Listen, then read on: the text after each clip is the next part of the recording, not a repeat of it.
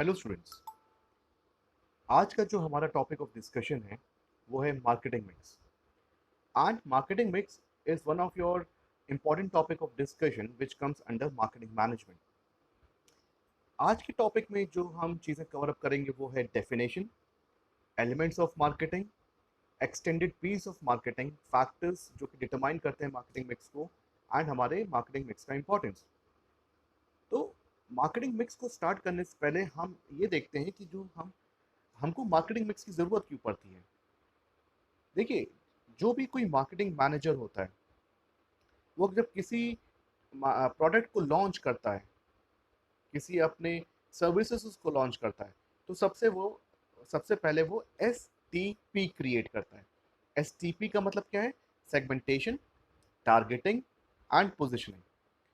कोई भी प्रोडक्ट पूरे आपके जो एनवायरनमेंट है, जो पूरी आपका कंट्री का एनवायरनमेंट है, वो पूरी कंट्री में एक साथ लॉन्च नहीं होता है। सबसे पहले हमें अपने प्रोडक्ट के अकॉर्डिंगली अपने कस्टमर्स को देखना पड़ता है कि कौन हमारे कस्टमर्स हैं, कौन हमारे पोटेंशियल कस्टमर्स हो सकते हैं। तो हमको सेगमेंट करनी होती है मार्केट को।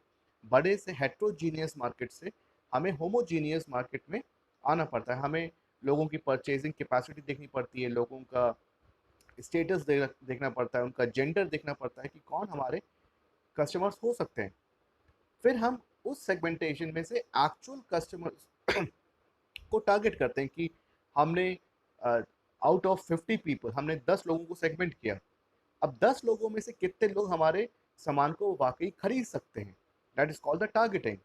एंड उसके बाद आता है आपका पोजिशनिंग। पोजिशनिंग मतलब आप अपने प्रोडक्ट को कस्टमर के दिमाग में कैसे पोजिशन करते हो, कैसे अपनी एक पॉजिटिव इमेज क्रिएट करते हो कस्टमर के दिमाग में।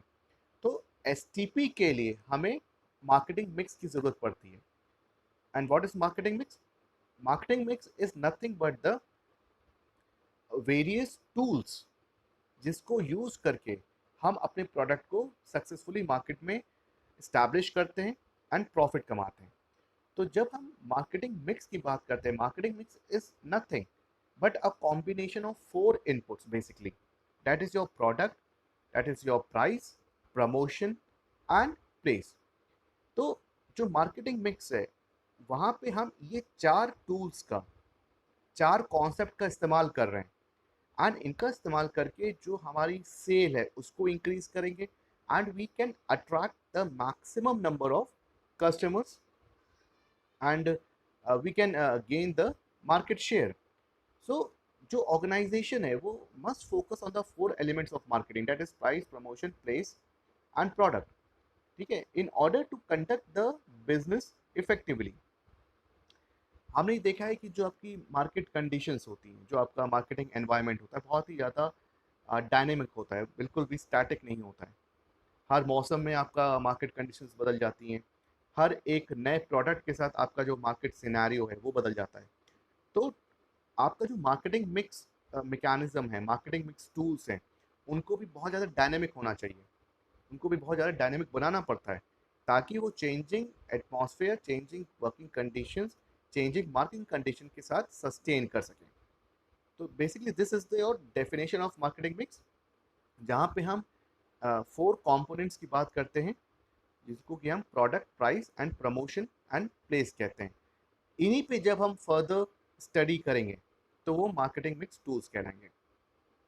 तो जैसे कि मैंने कहा कि जो आपके एलिमेंट्स हैं मार्केटिंग मिक्स के वो हैं product, price, promotion and place. ठीक है, जिनको हम फोर पीस ऑफ मार्केटिंग भी कहते हैं। तो कोई अगर कहता है कि what do you understand by marketing mix, तो हम सिंपली कह सकते हैं marketing mix is nothing but the four Ps of marketing, जिसको कि प्रोडक्ट, प्राइस, प्रमोशन, प्लेस के नाम से जाना जाता है। Now what is product? A product is any physical good जो कि एक बायर की नीड को सेटिस्फाई करता है।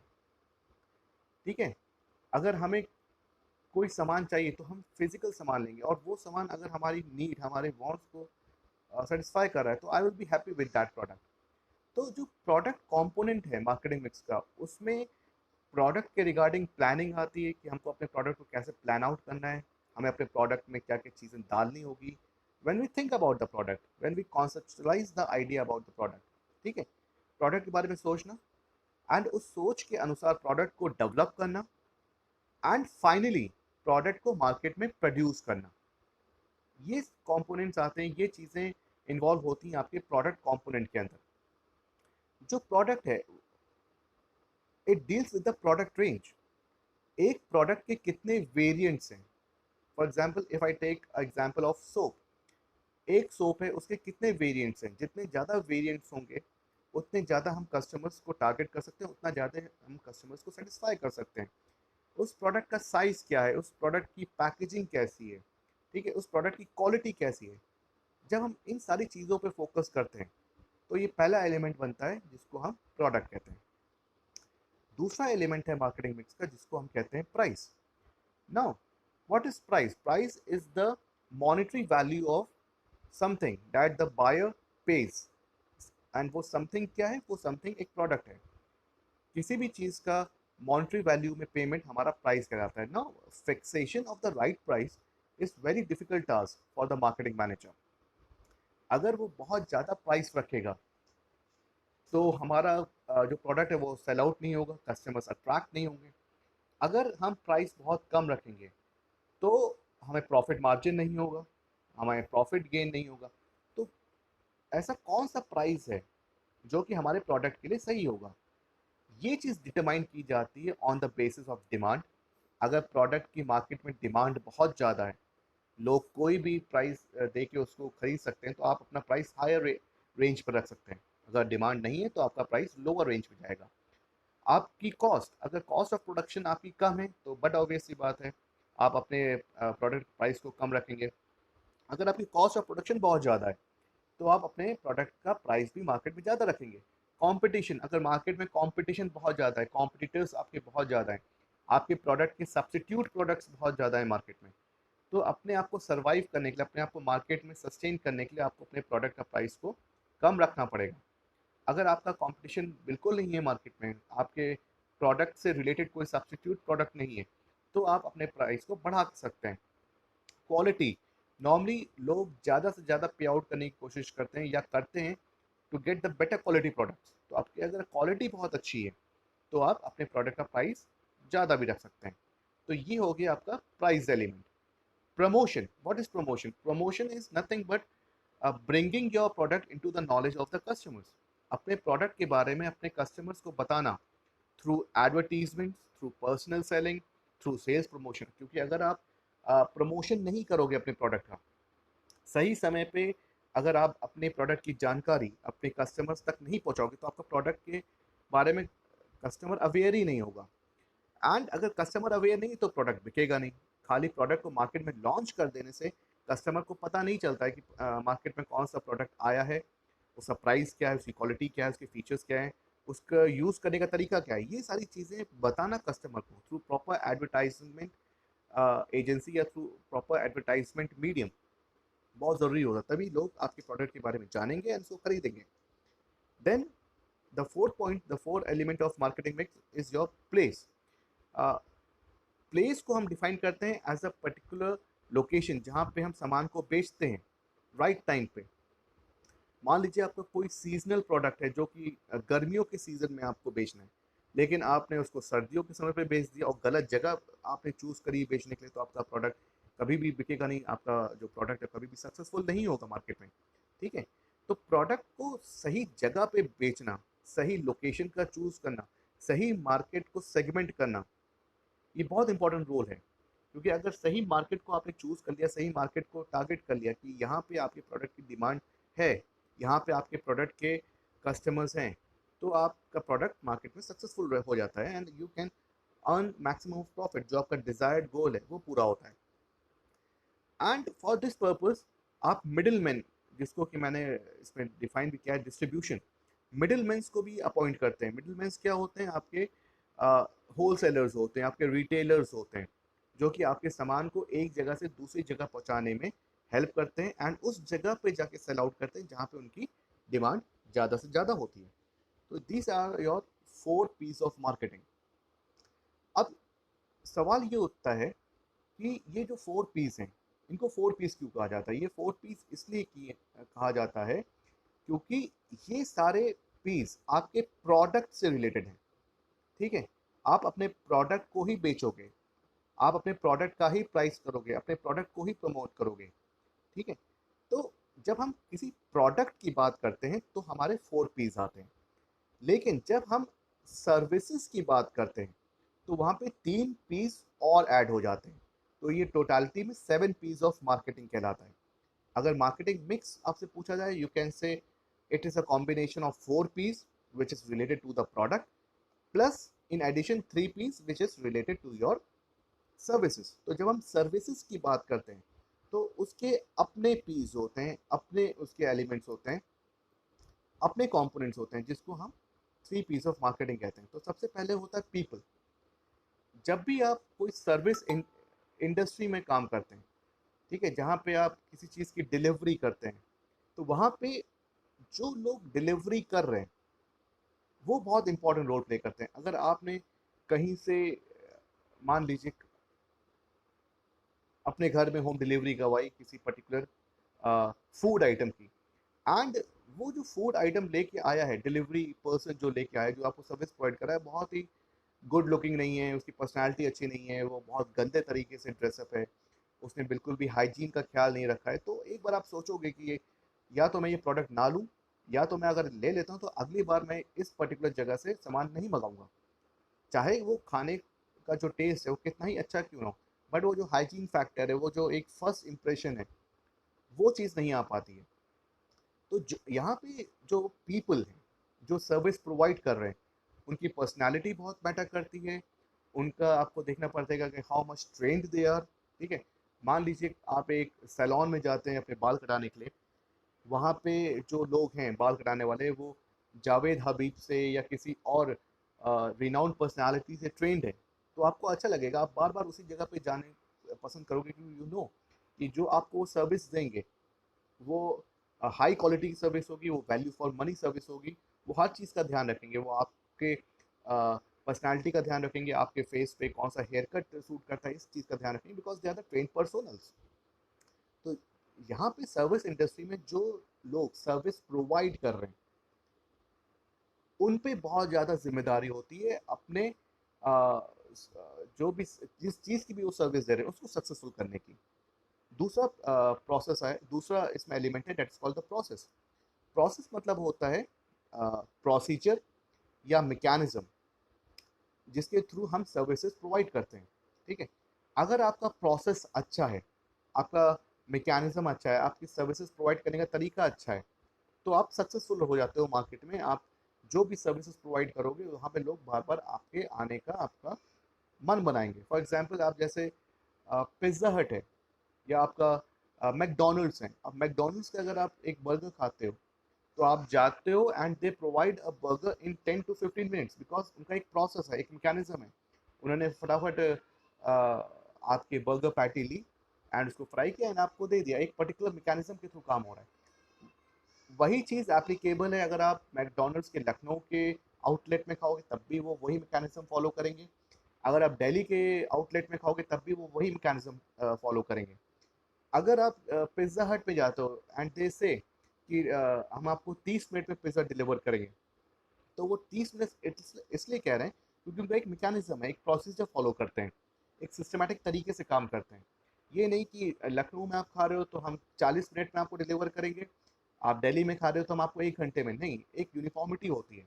तो जो प्रोसेस आप इस्तेमाल कर रहे हो, जो मैकेनिज्म आप इस्तेमाल कर रहे हो अपनी सर्विसेज प्रोवाइड करने का, अगर उसमें यूनिफॉर्मिटी है, वो एक स्टैंडर्ड का प्रोसेस है, तो आपकी जो सर्विसेज हैं वो सक्सेसफुल होती है मार्केट में।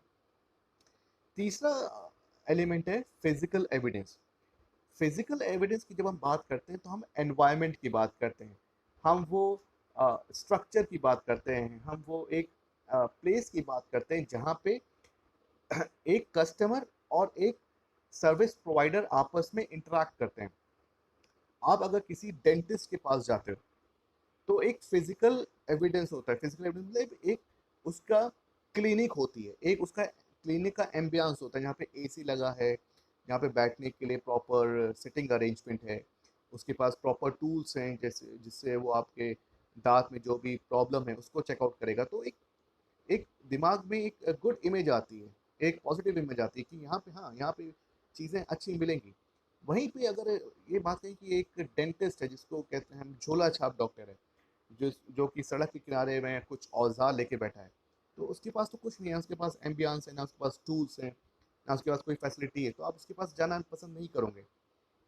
तो physical evidence is a place of interaction, जहाँ पे service provider and the customer आपस में मिलते हैं एंड इंटरेक्ट करते हैं। वो जितनी ज़्यादा अच्छी होगी उतना ज़्यादा बेटर है मार्केटिंग सक्सेसफुल होने के लिए।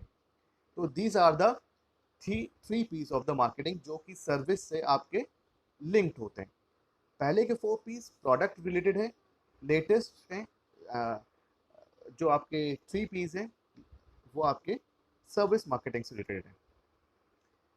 Now we come to the factors, वो फैक्टर्स जो मार्केटिंग को डिटरमाइन करते हैं। सबसे पहला फैक्टर होता है आपका नेचर ऑफ द प्रोडक्ट। ठीक है, अब मार्केटिंग मिक्स है, मार्केटिंग मिक्स में हम प्रोडक्ट प्राइस प्रमोशन प्लेस की बात कर रहे हैं। तो अकॉर्डिंग टू द प्रोडक्ट आप डिसाइड करते हो कि आपका मार्केटिंग मिक्स कैसा होगा। अगर आपका कॉमर्शियल गुड है तो उसके लिए मार्केटिंग मिक्स आप दूसरे तरीके से चूज करोगे, दूसरी स्ट्रैटेजीज बनाओगे। अगर आपका इंडस्ट्रियल गुड है, अगर आपका कंज्यूमर गुड है, तो उसके लिए आपकी जो मार्केटिंग स्ट्रैटेजीज होंगी वो डिफरेंट होगी। तो fixation of marketing mix depends upon the nature, upon the type of the product in which you are dealing. दूसरा फैक्टर है डिग्री ऑफ कंपटीशन। देखिए, अगर यहाँ पे हम प्राइस की बात कर लेते हैं, हम प्रमोशन की बात कर लेते हैं। फॉर एग्जांपल, अगर आपका मार्केट में बहुत ज़्यादा कंपटीशन है, कट थ्रोट कंपटीशन है एकदम, तो जो प्राइस स्ट्रैटेजी होगी आपके प्रोडक्ट की, जो मार्केटिंग मैनेजर है वो प्राइस को कम करके रखेगा ताकि मार्केट में सर्वाइव कर सके, मार्केट में अपनी जगह बना सके। एंड जो उसका फोकस होगा वो एडवर्टीजमेंट पे होगा, वो प्रमोशन पे होगा कि ज़्यादा से ज़्यादा हम एडवर्टीजमेंट करें एंड ज़्यादा से ज़्यादा हम प्रमोशन करके अपनी चीज़ें लोगों को बताएं, अपने प्रोडक्ट के बारे में लोगों को बताएं ताकि वो अट्रैक्ट हो हमारे लिए। तो जितना ज़्यादा कंपटीशन है उसके हिसाब से हम अपनी मार्केटिंग मिक्स को तय करेंगे कि हमें प्राइस पे ज़्यादा फोकस करना है या हमें प्लेस पे ज़्यादा फोकस करना है, हमें एडवर्टीजमेंट पे ज़्यादा फोकस करना है। तो ये डिसाइड होता है on the basis of your competition. Third है आपका अवेलेबिलिटी ऑफ फंड्स। देखिए, जो आपका प्रोडक्ट की क्वालिटी है, जो आपके प्रोडक्ट की इनोवेटिवनेस है, वो तभी पॉसिबल है जब आपके पास फंड्स अवेलेबल हो। अगर आपके पास फंड्स अवेलेबल नहीं है, ठीक है, तो आप अपनी क्वालिटी, आप इनोवेशन पे या आप एडवर्टीजमेंट पे ज़्यादा फोकस नहीं कर पाएंगे एंड आप अपने कस्टमर को ज़्यादा अच्छे तरीके से सेटिस्फाई नहीं कर पाएंगे। तो availability of fund is one of the most important element in deciding what type of marketing mix tools you are using। ठीक है, अगर आपके पास अवेलेबिलिटी ऑफ फंड्स नहीं है तो आपको ये देखना है कि आप इनोवेशन पे ज़्यादा ध्यान नहीं दे सकते। तो जो इनोवेशन पे पैसा बचा, जो क्वालिटी प्रोडक्ट बनाने में पैसा बचा, वो पैसा आप एडवर्टीजमेंट पे लगा देंगे। या आप अगर एडवर्टीजमेंट पे ध्यान नहीं देना चाहते हैं तो जो प्रोडक्ट की क्वालिटी है उस पर इम्प्रूवमेंट पे आप ध्यान दे देंगे। तो कहीं ना कहीं आपको सेक्रीफाइस करना पड़ेगा, कहीं ना कहीं अपने आप को रेस्ट्रिक्ट करना पड़ेगा एंड वो रेस्ट्रिक्शन दूसरी जगह पे यूज़ करेंगे। तो ये हो गया अवेलेबिलिटी ऑफ फंड्स का रोल। इसके बाद है आपका जो स्टेज है आपके प्रोडक्ट लाइफ साइकिल की, वो बहुत इंपॉर्टेंट रोल प्ले करती है in deciding what type of marketing mix tool you are using. जब आपका प्रोडक्ट नया होता है, जब आपका प्रोडक्ट लॉन्चिंग स्टेज पे होता है, तब आप बहुत ज़्यादा एक्सपेंडिचर करते हो अपने प्रमोशन पे, बहुत ज़्यादा एक्सपेंडिचर करते हो अपने एडवर्टीजमेंट के।